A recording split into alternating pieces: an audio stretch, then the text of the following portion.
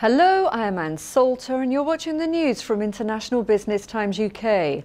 Tens of thousands of mourners turned out at St Mark's Cathedral in Cairo to see the funeral of the Coptic Pope Shenouda III, who died on Saturday, aged 88. The cathedral was packed with mourners paying their respects to Pope Shenouda.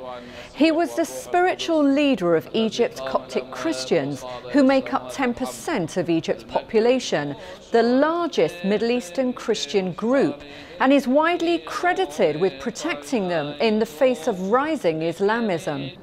As the white coffin passed through the crowds, the mourners pushed each other to touch it.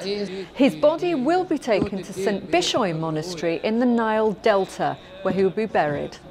I am Anne Salter and you're watching the news from International Business Times UK.